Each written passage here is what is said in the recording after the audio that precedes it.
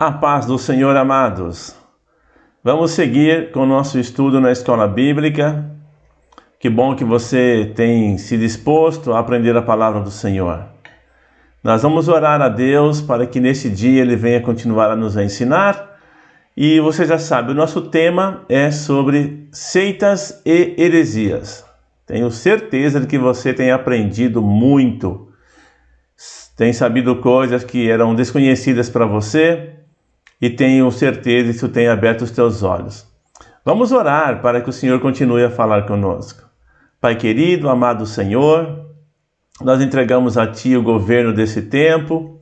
Pedimos que o Teu Espírito Santo de sabedoria e de revelação venha abrir os olhos do nosso entendimento, que nós possamos compreender e conhecer bem a Tua palavra. Como o Senhor diz, meu Deus, que nós devemos ser obreiros aprovados, que manejam bem a palavra, a espada.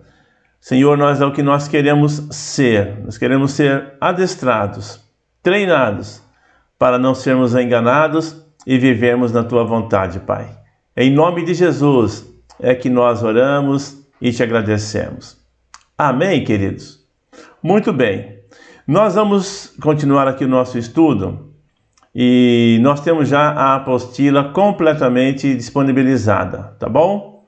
Então, você que estava aí juntando as partes da apostila, agora nós temos uma apostila unificada. Tudo aquilo que você tinha anteriormente está aí nessa apostila nova, tá bom? Então, se você não baixou ainda, baixe, tá ok?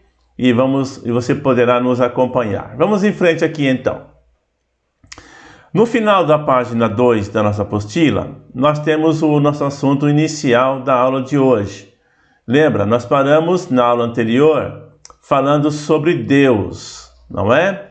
Como nós cremos, de que maneira nós cremos. Lembra aqueles assuntos, Deus, Jesus, o Espírito Santo, aqueles assuntos que nós falamos de como identificar uma seita, como saber se é uma seita. Então, a opinião, o que eles pensam, o que eles ensinam sobre esses temas. E vimos sobre Deus, nós já tínhamos feito um estudo em matérias anteriores, apenas demos uma lembrança, que Deus é trino, que Ele é composto por 3 pessoas distintas, porém iguais, e coisas semelhantes a estas que nós já vimos. E nós vamos começar hoje vendo quais são as opiniões de determinados grupos sobre a pessoa de Deus, sobre Deus. E você verá que algumas delas, em parte, concordam da maneira como nós cremos, mas outras são totalmente antagônicas. Eu quero começar falando com você sobre um grupo. Na verdade, não seria bem um grupo, seria um segmento, uma ideia, tá bom? Que teve vários grupos, que é o gnosticismo. A palavra está na tua apostila aí. Gnosticismo vem de gnosis, que significa conhecimento, uma palavra grega, essa palavra gnosis. Houveram vários grupos que tinham, queridos, esta filosofia, que é o gnosticismo. Não é muito comum você encontrar hoje em dia, pelo menos aqui no lado ocidental. Mas lá para o lado da Grécia você vai encontrar ainda essas ramificações. E esses grupos, eles tinham várias opiniões, como nós temos hoje. Hoje nós temos muitas igrejas evangélicas, muitas igrejas cristãs, aliás, né? Muitas igrejas cristãs que estão divididas em categorias, vamos dizer assim, os evangélicos, os católicos, ciência cristã, espiritismo. Nós temos uma ramificação muito grande de grupos que se dizem cristãos, que pregam ou que procuram ensinar o cristianismo, tá? E com os gnósticos não era diferente. Era uma linha filosófica que tinha várias ramificações. Algumas delas criam dessa maneira que eu vou colocar aqui para você em relação a Deus. Veja bem como está na tua apostila. Essa seita surgiu por volta do ano 68 ao ano 100 da nossa era cristã. Então veja que é depois do nascimento de Jesus. Assim, ela surgiu, ela começou a influenciar a igreja. É isso que nós queremos dizer, tá? O surgimento dela é anterior nós colocamos aí surgiu, seria assim, os ensinos dela começaram a entrar na igreja de Jesus. E continua até os dias de hoje, como nós falamos há pouco, mas aqui no lado ocidental é pouco conhecido. Esse movimento surgiu com a combinação de filosofias pagãs, conceitos pagãos. O que é um conceito pagão, uma filosofia pagã? Aqueles segmentos que não têm origem na palavra do Senhor, que são ensinos, como nós já falamos aqui, de homens, né, que ensinam coisas erradas. E alguns elementos da astrologia, mistérios das religiões gregas e algumas doutrinas, presta atenção aqui, apostólicas do cristianismo. Então eles fizeram uma mescla. O grande movimento do gnosticismo no início da igreja, isso até por volta do terceiro século da igreja, ou seja, lá pelo ano 200 e alguma coisa, foi no sentido de fazer um sincretismo, fazer uma junção, uma conciliação entre aspectos da filosofia grega, os ensinos daqueles grandes filósofos gregos, e o que Jesus ensinou e o que os apóstolos estavam ensinando. Então eles procuraram fazer um sincretismo. O grande argumento que eles tinham, que eles usavam, era o seguinte: que aquilo que os cristãos estavam ensinando, usando a fé como elemento, os gnósticos, os gregos, já o sabiam pelo conhecimento. Só que na verdade, na prática, só que não. Nós vamos ver distinções bastantes aqui. E continuando a leitura no parágrafo 3 aí, está assim: o Supremo Deus, isso é o que eles criam. Olha o que eles achavam em relação a Deus. Isso é uma forma bem resumida, tá, querido? Aqui é um resumo bem resumido, sintetizado, abreviado, encurtado, é só para você ter uma ideia do pensamento deles. Eles criam que Deus, o Pai, emanava do mundo espiritual bom, tá? E a partir de Deus surgiram outros, sucessivos seres finitos, que são chamados de éons. É uma bagunça, né? Um desses seres, um desses éons, você vê que na filosofia grega tem vários deuses, não tem? Uma delas, Sofia, que significa sabedoria.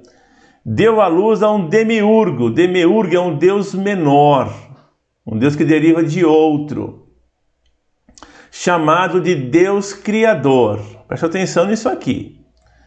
Que criou o mundo material mau. É isso mesmo. Tinha alguns homens que se levantaram dentro desses grupos gnósticos e ensinavam várias, como eu disse para você, várias correntes. Um dos mais famosos, que deu assim muito o que falar na igreja no início, foi um homem chamado Marcion. Isto mesmo, um homem chamado Marcion. Daí surgiu um grupo, uma, aspas, religião, marcionismo. Esse cara influenciou a igreja, queridos. Houveram outros, mas esse é um dos mais marcantes. O que ele ensinava? Esse ensino, essa que nós acabamos de ler aqui agora, era muito forte no ensino dele. Preste atenção numa coisa que ele ensinava. Veja, nós temos aqui que Deus, o Supremo Deus, veio de um mundo espiritual bom. E dele surgiram outros deuses. Inclusive, por exemplo, Jesus seria um desses deuses. Tá ok? Só que antes de Jesus, evidente, surgiu o chamado Deus do mal, o Deus que criou o mundo. Só que esse Deus, supostamente, na ideia desse grupo, dessas pessoas, ele fez a coisa que deu errado. Deu errado. Por isso que eles dizem o seguinte, o Marcion ensinava isso, que o Deus do Velho Testamento era um Deus muito carrancudo, era um Deus muito bravo, um Deus muito irado. Por isso que ele mandava matar, destruir todas as coisas, tudo. Então ele fala que esse Deus menor, o demiurgo, ele se atrapalhou na criação e criou o mundo do mal. Por isso, uma corrente que ele ensinava, um pensamento corrente deste homem, Marcion, e daqueles que o seguiam, era o seguinte, que o Deus do Velho Testamento não era o Deus Pai de Jesus. Vou repetir para você, porque ele era um Deus menor. Então ele não era Deus o Pai de Jesus, o Deus do Novo Testamento. Você já prestou atenção no credo apostólico? Olha como você vai perceber a influência desse ensino na igreja. Você sabe que o credo apostólico, ele diz assim: creio em Deus Pai Todo-Poderoso, Criador dos céus e da terra, e em Jesus Cristo, seu único Filho, nosso Senhor, que nasceu da Virgem Maria, padeceu sob Pôncio Pilatos, foi crucificado, morto, sepultado, desceu à mansão dos mortos, ressuscitou ao terceiro dia, subiu aos céus, onde está sentado à direita de Deus Pai Todo-Poderoso, de onde há de vir julgar os vivos e os mortos. E assim vai. Depois você continua a rezar o credo se você quiser. Você sabe que muitos evangélicos, muitos crentes acham que esse credo, ele é um credo errado. Ele só tem uma parte que ele é errado. Mas esse credo, por isso que chama credo apostólico, ele não foi formado de uma única vez. Não foi. Ele foi formado ao longo dos anos. A cada tempo que passava, uma frase era acrescentada. Era uma profissão de fé. Era um credo que os apóstolos, na verdade, os homens que sucederam aos apóstolos, né? Os primeiros pais da igreja, eles foram elaborando frases. Por quê? Exatamente em confronto com essas heresias que começaram a entrar na igreja. Então, olha só o começo do credo. Creio em Deus Pai Todo-Poderoso.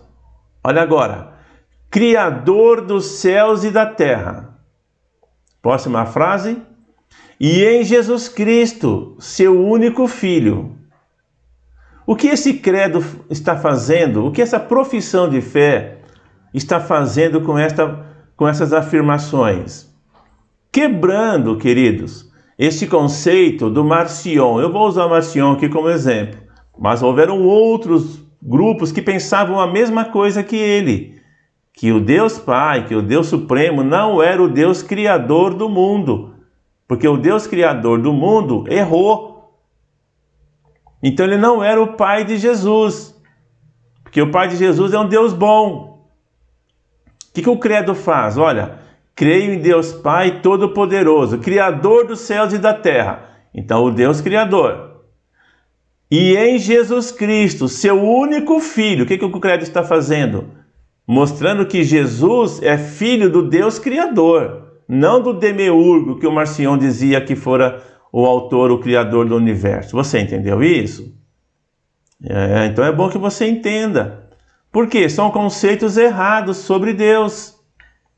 E essa ideia existe hoje. Tem grupos hoje, não são muitos os seus adeptos deste grupo, ou desses grupos, mas existem grupos hoje que ensinam isso. Eu já ouvi falar disso.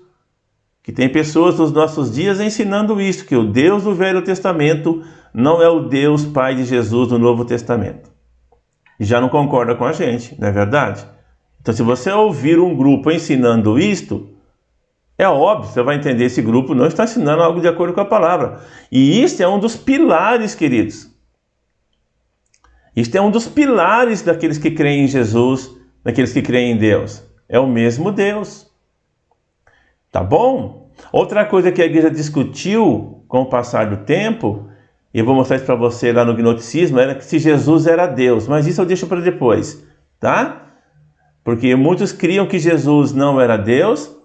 E outra coisa que os gnósticos também ensinavam, os grupos ensinavam, era que Jesus não era homem, um homem em matéria, que não era uma pessoa em matéria, mas que era apenas um fluido, apenas um espírito. Então, quando chegar lá em relação a Jesus, nós vamos ver isso, tá bom? Então, veja aí, então, esse grupo, o gnosticismo, ele tem várias ramificações. Eles não ensinam todos, o ensino gnóstico, ele não tem um único grupo. Cada um tinha um conceito, um deles tinha esse conceito sobre Deus. E um dos principais homens que difundiu essa ideia foi o Marcion, tá ok? Muito bem.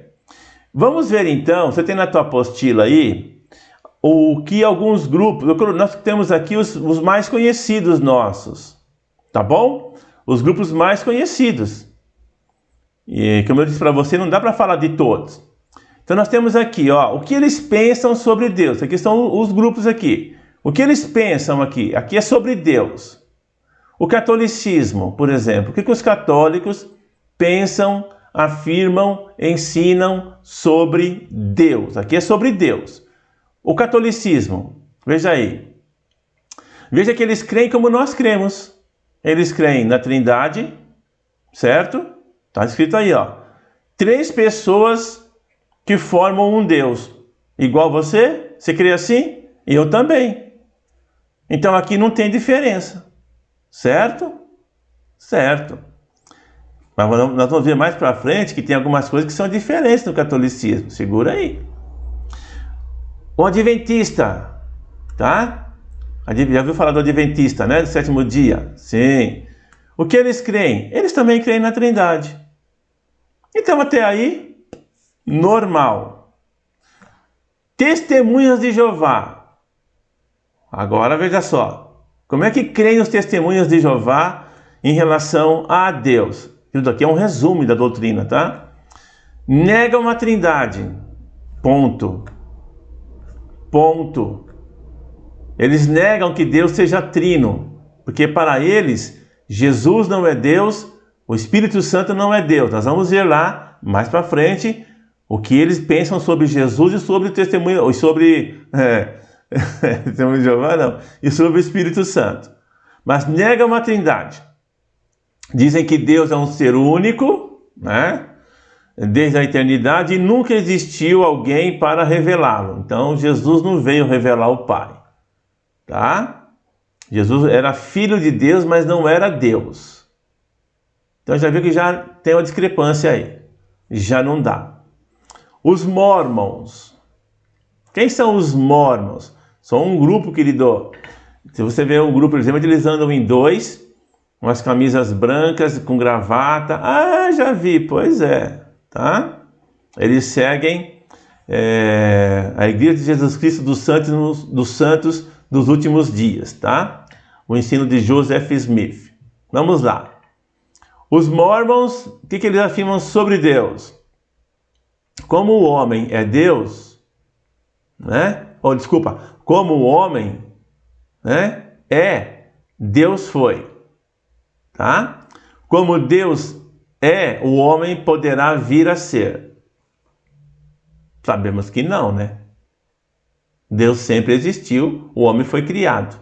Deus é eterno, o homem não é eterno. Deus se fez homem na pessoa do Filho, mas continuou sendo Deus. O homem tem o conhecimento de Deus, mas nunca chegará a ser um Deus, a ser Deus. Já está totalmente discrepante aí. Né? Isso chama a lei da progressão eterna, tá?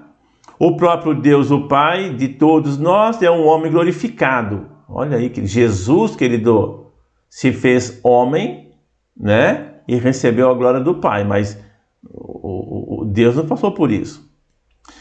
A maçonaria, como é que a maçonaria crê em Deus? Eu tenho algo que eu quero depois, lá no futuro, falar para você, tá? Eu estou vendo a possibilidade de um pastor amigo nosso que foi maçom, grau alto, e eu quero que ele dê para nós um pequeno estudo sobre a maçonaria.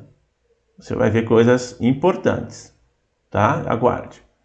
Assim como eu trouxe o pastor Daniel para falar sobre os últimos dias, sobre maçonaria, eu quero que um pastor que foi maçom, tá? num grau muito alto, ele venha falar conosco. Estou entrando em contato com ele. Fica tranquilo, nós vamos conseguir isso.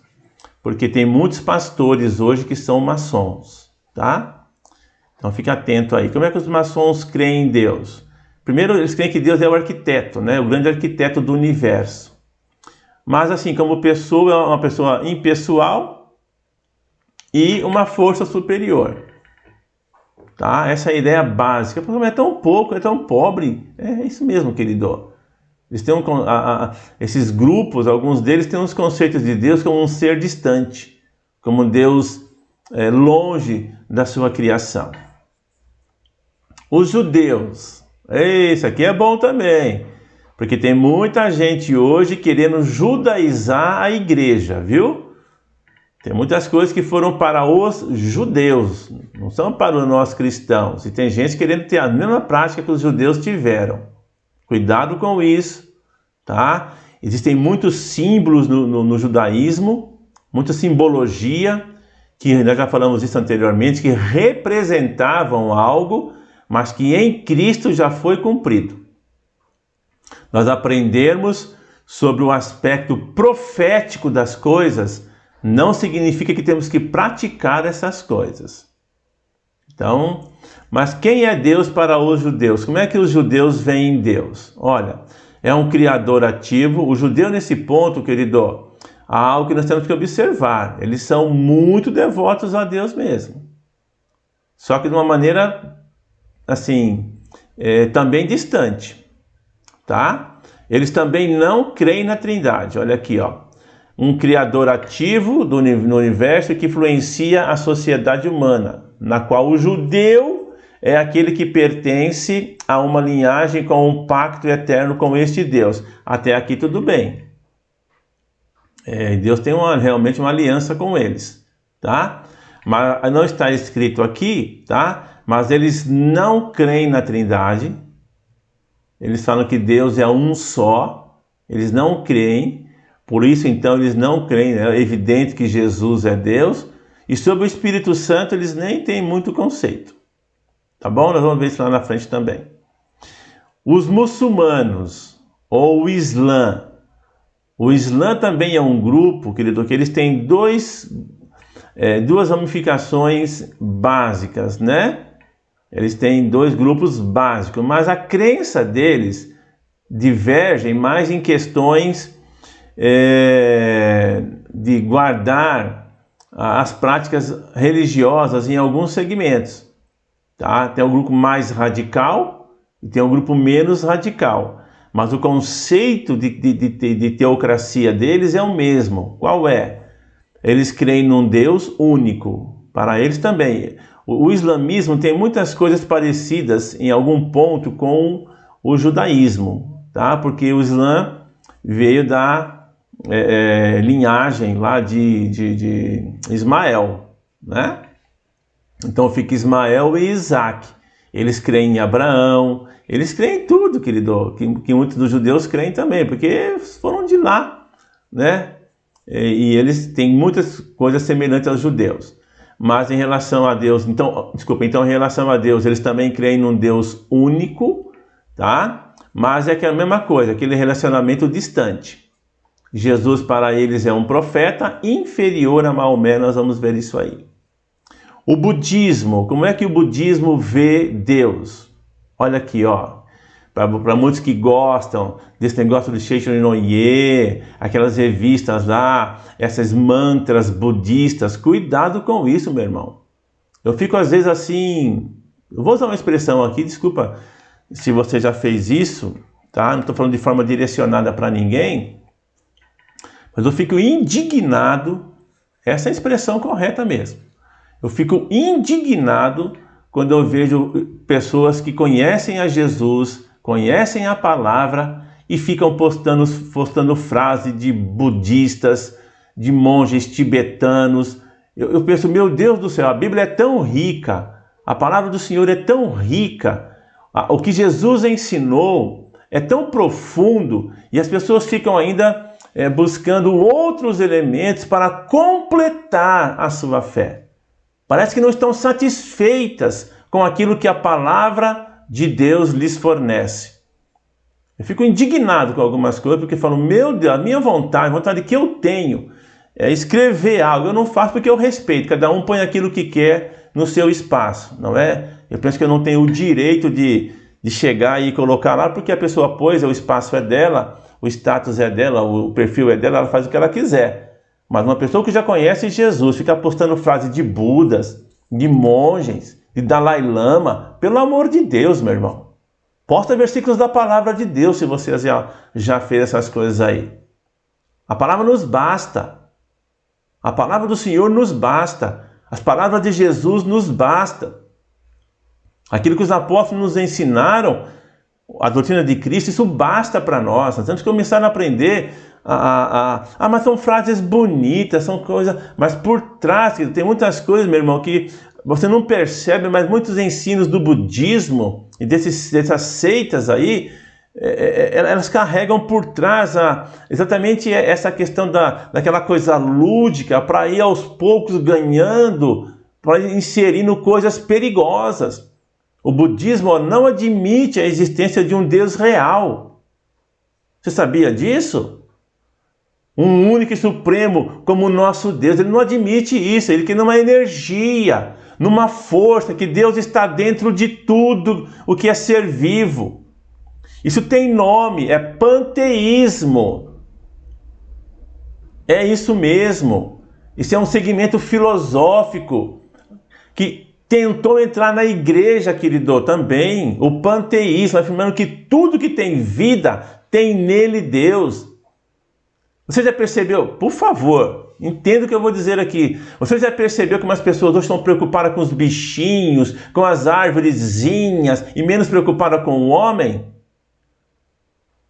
Estão colocando às vezes os seres inferiores na mesma posição que um homem? Uma pessoa que mata um animal muitas vezes é punida de uma maneira pior do que quando se pune quem mata um ser humano. E eu não estou aqui fazendo uma apologia aos maus tratos dos animais, porque Provérbios diz que o justo cuida dos seus animais. Nós temos que cuidar bem dos bichinhos, temos que cuidar bem, querido. Tem um bicho para cuidar, cuide dele, dê o melhor para ele. O que estamos falando aqui é que um ser, um animal, jamais terá o mesmo valor que um ser humano. É disso que nós estamos falando. Espero que você entenda isso, tá? Que temos que ter leis, sim, para proteger os nossos animais. Mas esse segmento, ele ensina que tudo que é vivo tem Deus. E você pode acreditar, a coisa não vai parar por aí. Tá? Isso tem nome, é panteísmo. Que Deus não está num cachorro, querido. Deus não está numa tartaruga. Deus não está num gato, Deus não habita em animais, Deus habita no homem que Ele criou. O homem é o único ser, a imagem e semelhança de Deus. Oh, glória a Deus, aleluia!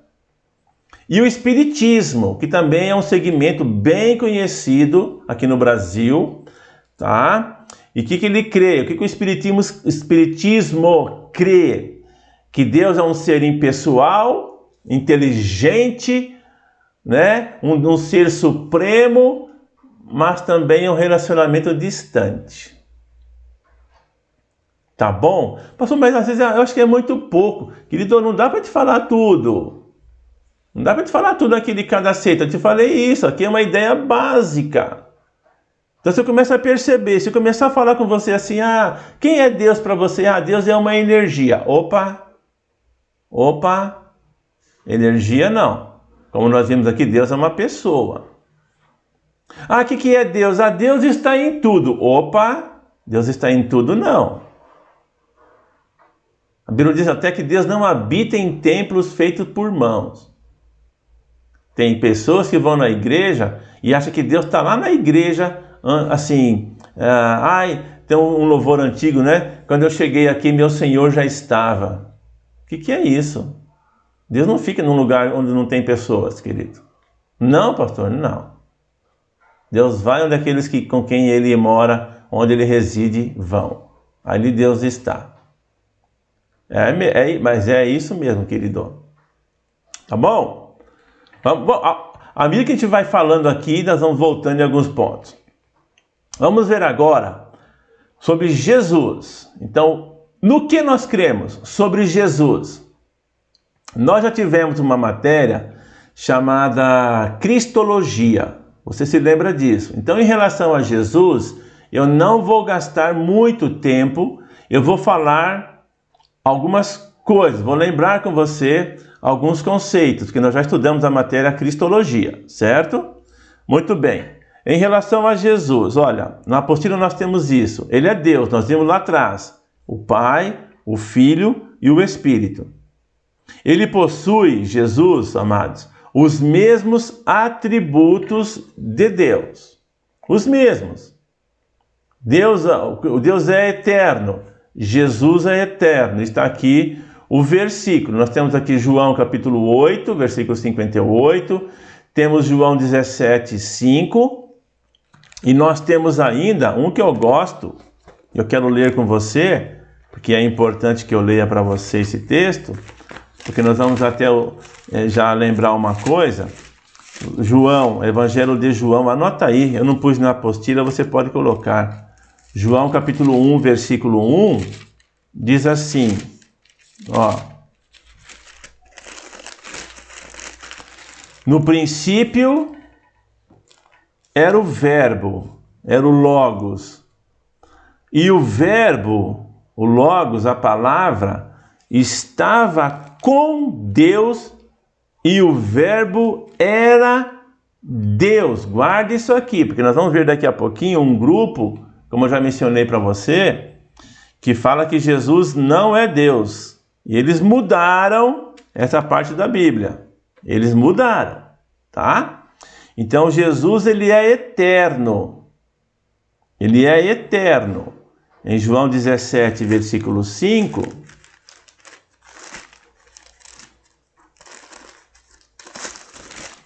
diz assim, e agora glorifica-me tu, ó Pai, junto de ti mesmo, com aquela glória que eu tinha, que tinha contigo antes que o mundo existisse.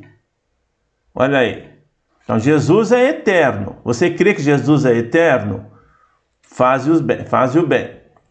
Ele é onipresente. Jesus pode estar em todos os lugares ao mesmo tempo. Ai, como eu gostaria que Deus me desse esta capacidade, mas até hoje, e claro que Ele não vai nos dar, de estar em todos os lugares ao mesmo tempo. Onisciência, ou seja, a capacidade de conhecer todas as coisas antecipadamente.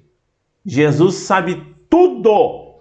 Como Deus, querido, como Deus, Ele sabe tudo antecipadamente. Onisciência, conhece passado, presente e futuro. Onipotência, ou seja, Ele tem todo o poder. Ele é criador. Isso aqui eu quero ler com você de novo, porque isso aqui é muito importante. Porque lembra que nós falamos do fato da criação, que quando Deus falou, façamos o homem, Deus não falou com anjos, porque anjo não é um ser criador. Anjo é criatura. Em João 1:3, você está em João aí, abra comigo. Evangelho de João, o capítulo é o 1, o versículo é o 3. Vamos ler aqui, diz assim, todas as coisas, está falando de Jesus. Nós já lemos aqui que no princípio era o verbo, e o verbo estava com Deus, e o verbo era Deus. Ele, Jesus, estava no princípio com Deus. Todas as coisas foram feitas por Ele, e sem Ele nada do que foi feito se fez. Certo, queridos? O outro texto que nós temos aí, Colossenses capítulo 1, o versículo 16, abra comigo aí. Colossenses 1, versículo 1 a 16, vamos ver o que a palavra de Deus diz para nós. Colossenses 1, o versículo 16, Eita, pastor, mas tem muita coisa então que as pessoas falam de Jesus por aí. Então eu tenho que tomar cuidado onde eu vou. Se tem. Com aquilo que eu escrevo, que eu compartilho. Claro, querido. 1:16.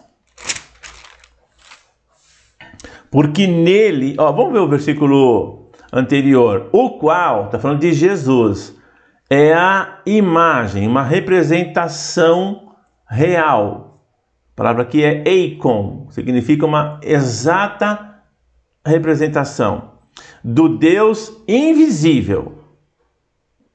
O primogênito, uma versão fala, o princípio de toda a criação. Porque nele, em Jesus, querido, nele foram criadas todas as coisas que há nos céus e na terra, visíveis e invisíveis. Sejam tronos, está falando de anjos aqui, tá? Aqui são anjos, Sejam tronos, sejam dominações, sejam principados, sejam potestades, tudo foi criado por ele e para ele, versículo 17, e ele é antes de todas as coisas. Olha agora, e todas as coisas subsistem por ele. Então Jesus, olha só, ele é o Criador, nós vemos isso, todas as coisas foram criadas por ele, em João 1:3. Ele é o Criador, todas as coisas foram criadas nele, ele é, vamos colocar aqui, tá? A matéria-prima, a origem de todas as coisas criadas, segundo elemento. E o terceiro elemento, todas as coisas estão subsistindo, porque ele as faz subsistirem. Só Deus tem esse poder, querido. Tá? Bom, e olha aqui, Jesus é chamado de Deus nas Escrituras. Nós já vimos isso lá atrás, tá? Não quero nem gastar tempo com você aqui, porque nós já vimos isso. Estudamos isso em Cristologia, estudamos isso lá no início, quando falamos da Trindade. Nós falamos aqui o Pai, o Filho, tá aqui os textos, olha, Filho, Jesus, Tito 2:13, vai ver isso, nós já acabamos de ver isso aí, então isso aqui não vou ler com você, porque nós já vimos anteriormente, ok? Agora temos um elemento muito importante em relação a Jesus. Isto aqui que nós vamos ver, muitos grupos, muitas seitas, não enxergam Jesus desta maneira. Portanto, esse aqui é um dos pilares para determinar se um grupo é uma seita e está ensinando heresia. Isso aqui é fundamental. Jesus é o Redentor. Ele é o Salvador do homem. Existem grupos que não creem nisso. Olha aqui. A palavra redenção, que está na nossa apostila, tem o significado dela aí, é libertação mediante um pagamento efetuado. É como um resgate. As palavras são sinônimas na Bíblia, algumas delas, tá? Algumas palavras gregas, agorazo, lutro, elas têm o mesmo sentido, é você pagar para ter de volta. É como quando uma pessoa ela é sequestrada e depois a família tem que pagar um valor. Que nome se dá a esse valor pago pela família para ter a sua pessoa de volta? Isto mesmo, resgate. Para quê? Para redimir aquela pessoa, para tirar aquela pessoa da mão de quem a sequestrou. Então, primeiro, vamos ver aqui, olha, o homem, querido, esse é o estado do homem. O homem pecou. A Bíblia diz que o homem pecou e que ele precisa de um redentor. Então esse grupo, esse suposto grupo, né, que é uma seita, ele reconhece isso, que o homem pecou e que o homem precisa de um redentor, de alguém que o redima? É um ponto importante. Poucos grupos têm esse conceito, pouquíssimos, tá? Em Romanos capítulo 3, versículo 23, diz assim, né? Porque todos pecaram e destituídos ou separados estão da glória de Deus. Então, o homem pecou. Em Efésios capítulo 2, versículo 1, Efésios 2, verso 1, Paulo vai dizer a mesma coisa que ele falou em Romanos, basicamente. Em Efésios 2, 1, ele fala: ele vos deu vida, estando vós mortos em ofensas e pecados, ou em vossos delitos e pecados. Então o homem pecou. Quando Adão e Eva comeram do fruto da árvore do conhecimento do bem e do mal, eles pecaram e se tornaram pecadores necessitados de um redentor. Só que não poderia ser qualquer um.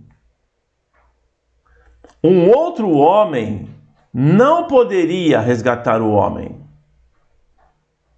Porque todos pecaram. Todos nasceram com débito diante de Deus. E ninguém poderia resgatar, porque para poder resgatar, tinha que ter condições. O resgate era baseado numa lei em que alguém de posse comprava de volta alguém que era escravo, pagava a dívida dele, e o salmista vai dizer isso, ele fala: ninguém de modo algum pode remir o seu irmão, porque os seus recursos se esgotariam antes, né? É o Salmo, se não estiver enganado, o Salmo 49, que vai dizer isso. Deixa eu ver aqui. Eu devia ter separado esse texto para nós. Ele está falando aqui da lei da remissão, né? É o Salmo 49, sim. O versículo 6 diz assim, 6 a 8. Aqueles que confiam na sua fazenda e se gloriam na multidão das suas riquezas, nenhum deles, de modo algum, pode remir a seu irmão ou dar a Deus o resgate dele. Pois a redenção da sua alma é caríssima, e seus recursos se esgotariam antes. Tá? Então, o que está dizendo aqui? Que o homem não pode comprar outro homem. Por quê? Porque ele também é devedor. Está todo mundo com o nome sujo, querido. Está todo mundo com a conta estourada. Tá? Aqui é uma linguagem mercantil mesmo. Você quer comprar o cara, você não pode comprar. Por quê? Porque você está na mesma condição que ele. Você está devendo. O seu saldo é insuficiente. Então o que o homem precisava? De alguém que o redimisse. De alguém que fosse o seu remidor. E Jesus é este remidor. Nós não temos aqui na apostila. Deixa eu ver se nós não colocamos. Nós colocamos assim, ó, Jesus é o único mediador entre Deus e os homens, tá? Só que antes de nós lermos esse texto de Atos 4, venha comigo, eu penso que eu não coloquei, foi por falha, era para ter colocado. Primeira carta de Pedro, capítulo 1, vem comigo. Lembra que nós lemos aqui há pouco que o homem não pode remir o seu irmão porque o preço é alto e ninguém tem saldo bastante? Por quê? Porque não era com dinheiro que o homem deveria ser redimido. 1 Pedro capítulo 1, do versículo 18 até o versículo 20, diz assim, 1 Pedro 1, do 18 ao 20.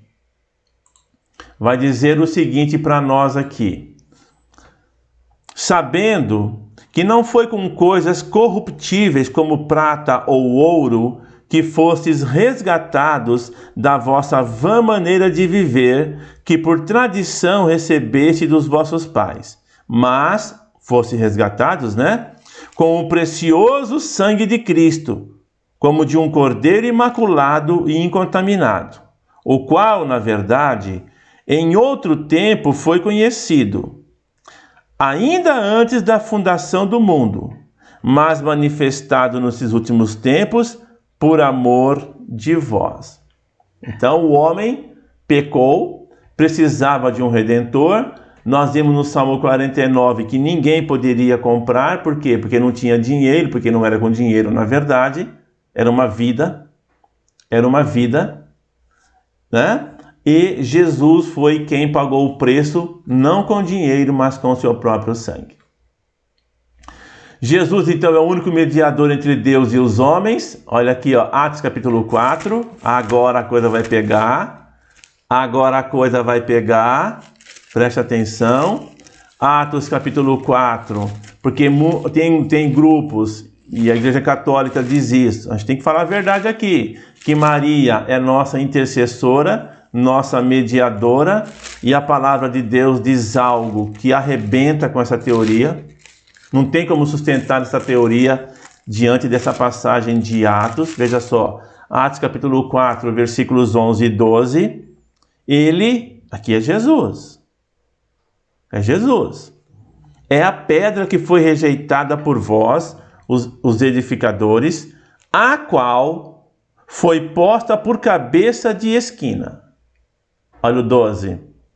E em nenhum outro há salvação, porque também debaixo do céu nenhum outro nome há dado entre os homens pelo qual devamos ser salvos. Mas está falando aqui debaixo do céu. Debaixo do céu. Mas acima do céu tem alguém lá que intercede por nós. Não é legal. Não é legal. Porque por isso nós vemos primeira carta de Pedro com você. Foi Jesus quem comprou. E quem pagou, querido, é que pode dizer, pode liberar. Não foi Maria que pagou o preço. Não. Mas então ela é nossa intercessora. Será que é mesmo? Hebreus capítulo 7. Hebreus 7. Tem coisas que nós vamos ler, querido, para saber o que responder. Hebreus capítulo 7, versículo 25. Preste atenção nisso. Hebreus 7, 25. Portanto, pode também salvar perfeitamente os que por os que por ele se chegam a Deus, vivendo sempre para interceder por eles. Porque nos convinha tal sumo sacerdote, cujo santo, inocente, imaculado, separado dos pecadores, e feito mais sublime do que os céus, que não necessitasse, como os sumos sacerdotes, de oferecer cada dia sacrifícios, primeiramente por seus próprios pecados e depois pelos do povo, porque isso fez ele uma vez, oferecendo-se a si mesmo. Ok, querido? Bom, olha o que a palavra diz aqui. Porque alguém, presta atenção agora, alguém para interceder diante de Deus não pode e não poderia ser pecador. Maria foi pecadora. Ela vai dizer assim: minha alma engrandece ao Senhor e o meu espírito se alegra em Deus, meu Salvador. Quando Paulo fala que todos pecaram, Todos pecaram. Todos pecaram. Jesus foi o único sem pecado. Por isso que ele é o único que pode interceder pelo homem lá no céu diante de Deus. Nós vamos ver isto. O que os outros grupos pensam sobre isso? Eu já antecipei aqui, porque você vai ver que no catolicismo, Maria é intercessora. Mas ela não é intercessora. Isso foi um papa que falou que ela era. A Bíblia em nenhum momento... mas aquela mulher lá de Apocalipse, ali não é Maria, querido, ali é a igreja. Há umas confusões terríveis. Tá ok? Então... O que? Já acabou minha aula? Minha hora? O que é isso? Meu Deus! Eu achei que ia dar tempo de eu falar com vocês sobre o que os grupos pensam. Não deu, né? Puxa vida! Então, Jesus para nós, ele é Deus. Para nós é o nosso Redentor. Não é isso? E muitas outras coisas. Óbvio, estou colocando aqui o básico. Aquilo que é colocado como pilar, querido, de um cristianismo, para saber se um grupo é ou não um grupo herético. Então, qualquer grupo, preste atenção agora, qualquer grupo, qualquer segmento que não coloca Jesus como Salvador do homem, que não coloca Jesus como o único representante entre Deus e o homem, porque está aqui, em João 14,6, Jesus fala, eu sou o caminho, a verdade e a vida. Ninguém vem ao Pai se não for por mim. Não tem espaço para outra pessoa. Então qualquer segmento, que coloque uma pessoa entre você e Deus, entre mim e Deus, ou seja para interceder, seja para salvar, está ensinando heresia. Tá bom? Muito bem. Uma pena que a nossa aula já terminou, mas na próxima aula nós voltamos e nós vamos ver. Dê uma olhadinha nesses grupos que estão na tua apostila para você já saber como é que eles pensam. Tá bom? Fique com Deus. Até a nossa próxima aula e que Deus te abençoe.